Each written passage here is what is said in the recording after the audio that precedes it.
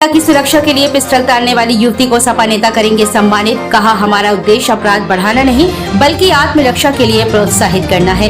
हरदोई जिले में petrol pump कर्मी पर युवती के द्वारा पिस्टल तानने का वीडियो सोशल मीडिया पर वायरल हो रहा है। इस वीडियो वायरल होने के बाद झांसी के समाजवादी पार्टी के नेता ने ऐलान किया कि पिस्टल तानने वाली युवती ने बहादुरी कर कार्य किया जो अपने पिता की सुरक्षा के लिए पिस्टल तानी है।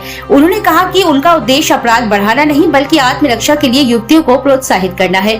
शनिवार को समाजवादी पार्टी के यूथ ब्रिगेड के राष्ट्रीय उपाध्यक्ष सलमान पारिछा ने मीडिया को जानकारी देते हुए बताया कि उन्होंने सोशल मीडिया के माध्यम से एक वीडियो देखा जिसमें हरदोई जिले में पेट्रोल पंप पर एक युवती के द्वारा पंप कर्मी पर लाइसेंसी पिस्टल तानते हुए दिखाई दिया गया है। उन्होंने कहा कि वे ऐसी बहादुर युवती को 50,000 रुपए देकर सम्मानित करेंगे। उन्होंने कहा कि उनका उद्देश्य अपराध को बढ़ावा नहीं बल्कि आत्मरक्षा में असला उठाने वाली हर युवती को वे सम्मानित करेंगे। उन्होंने कहा कि हरदोई में युवती ने पंप कर्मी पर पिस्टल इसलिए तानी क्योंकि उसके पिता व परिवार के साथ अभद्रता की गई। उन्होंने कहा कि अपराध और परिवार की सुरक्षा के लिए पिस्टल तानने वाली ऐसी हर वीरांगनाओं को वे सम्मानित करेंगे। वहीं उन्होंने 2027 के चुनाव को लेकर कहा कि अगर वोटों की चोरी नहीं हुई तो विकास पुरुष अखिलेश की सरकार बनेगी। उन्होंने कहा कि योगी सरकार हर मोर्चे पर फेल है। युवाओं को रोजगार हो या विकास हो या कानून व्यवस्था, हर मोर्चे पर योगी सरकार विफल है।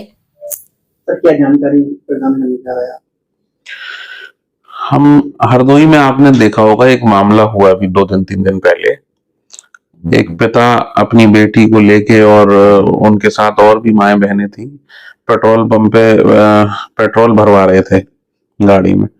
वहां कुछ कहा सुनी हुई और पेट्रोल पंप कर्मी ने उस बेटी के पिता को मारने की कोशिश की, धक्का दिया। तो उस बेटी ने अपनी लाइसेंसी रिवॉल्वर निकाल के अपने पिता के बचाव में उस पेट्रोल पंप कर्मी को लगा दी। तो इस बहादुरी को हम लोग सलाम करते हैं और हम उस बेटी को जल्दी ही 50,000 रुपए से सम्मानित करेंगे। हालांकि पैसा कोई बड़ी चीज नहीं है, बात बहादुरी की है। और देश की बेटियों को, चाहे वो हिंदू हो चाहे वो मुसलमान हो सकता है इससे बहुत सारे लोगों को बुरा लगे। हमारे समाज के बहुत सारे लोगों को भी बुरा लग रहा है। उनका कहना है कि उस बेटी को पैसे की जरूरत नहीं है। बात पैसे की नहीं है, बात सम्मान की है। और अगर उस पेट्रोल पंप कर्मी, मुझे नहीं पता वो किस धर्म का है, किस जाति का, अगर वो मुसलमान होता और वो बेटी हिंदू होती और वो बेटी अपने पिता के बचाव में अगर उसको गोली भी मार देती तो हम उस बेटी को सम्मानित करते, चाहे वो किसी धर्म की होती। तो हम केवल उस बेटी को सम्मान करके देश की बेटियों को ये मैसेज देना चाहते हैं कि आप कमजोर नहीं हो। जहां पूरी दुनिया लड़ाई लड़ रही है कि बेटियों को आगे लाओ, बेटियां पुरुषों से आगे निकल सकती हैं, पुरुष समाज से ज्यादा बहादुर है। और वहीं हमारे यहाँ उस पेट्रोल पंप कर्मी ने जो हरकत की वो यही देखकर की कि वो पिता अकेला है, उसके साथ सब महिलाएं थी। लेकिन उस बेटी के जज्बे को हम सलाम करते हैं और उसको हम जल्द ही सम्मानित करने का काम करेंगे। क्या लगातार चुनाव आ रहे हैं जिला पंचायत के भी, और पार्टी से लेकर क्या आग्रह है और कार्यकर्ताओं तक क्या संदेश? भारतीय जनता पार्टी का फेलियर हर फील्ड में है, खासकर युवाओं को लेके, महिलाओं को लेके। युवाओं को रोजगार सरकार नहीं दे पा रही। MOU साइन होने का दावा तो सरकार करती है, लेकिन जमीन पे आप देख रहे होंगे कहीं कोई योजना, कहीं कोई लाभ युवाओं को नहीं मिल पा रहा। माँ बहनों को कोई सुरक्षा नहीं मिल रही। सड़क पे चैन खींची जा रही। सड़क पे हमारे माननीय मुख्यमंत्री जीरो टॉलरेंस का दावा करते हैं, लेकिन लगातार डेली अपराध हो रहे हैं। 2 साल की, 3 साल की, 5 साल की मासूम बच्चियों के साथ रेप की घटना हो रही है। तो ये बड़ी शर्म की बात है। तो आने वाले समय में उत्तर प्रदेश की जनता समाजवादी पार्टी के राष्ट्रीय अध्यक्ष आदरणीय अखिलेश यादव जी के लिए मन बना चुकी है। और 2027 में भी और उससे पहले भी जितने चुनाव आ रहे हैं, आप देखेंगे अगर बेईमानी नहीं हुई, अगर ईमानदारी से चुनाव हुआ, अगर वोटों की लूट नहीं हुई जैसा पिछले समय से होता चला आ रहा, तो उत्तर प्रदेश की गद्दी पर विकास पुरुष माननीय अखिलेश यादव जी बैठेंगे। अभी यूपी भर्ती प्रदेश में कहीं लगातार उसने कहा रोजगार की तरफ पहुंचाया है। क्या लगता है आपको पुलिस भर्ती को भी लेकर सरकार के? आप आंकड़ा उठा के देख लीजिए।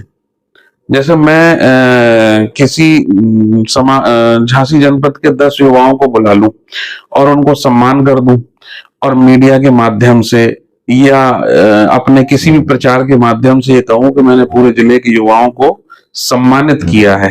तो लाखों की आबादी में अगर 10-5 लोगों को रोजगार मिल जा रहा है तो उसको रोजगार नहीं कहेंगे।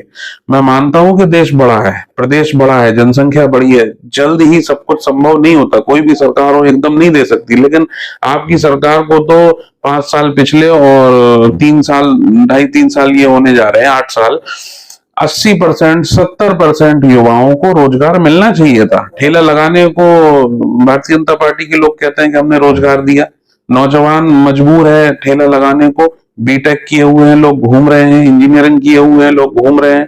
तो देश का माहौल अच्छा नहीं है, बस हिंदू मुस्लिम में उलझाए रहो और राजनीति करते रहो। ये भारतीय जनता पार्टी की पुरानी राजनीति का तरीका है। जनपद में विद्युत की समस्या जो आई थी वो कहीं ना कहीं क्या लगता है कि सुधार मैं दावे के साथ कह सकता हूं कि भारतीय जनता पार्टी का बहुत बड़ा फेलियर है। पिछली सरकार जब हमारी थी, माननीय अखिलेश यादव जी ने बिजली के लिए कितने प्लांट लगाए, एटा में लगाया, ललितपुर में लगाया, सोलर की तो गिनती नहीं है। बुंदेलखंड में इतने सोलर प्लांट माननीय अखिलेश यादव जी ने लगाए थे, लाइट की कोई समस्या नहीं होती थी। हम तो पहली बार देख रहे कि मेरे ख्याल से महीना भर होने जा रहा है, पूरी पूरी रात लाइट नहीं रहती है, 2-2, 4-4, 5-5 घंटे की कटौती हो रही है, लोग सड़कों पे निकलने को परेशान है। ऐसा तो कभी हुआ ही नहीं। तो इस पे सुधार करने की जरूरत है और जनता अब सब समझ चुकी है। अब जनता जानती है किसने विकास किया है और कौन बातें कर रहा है।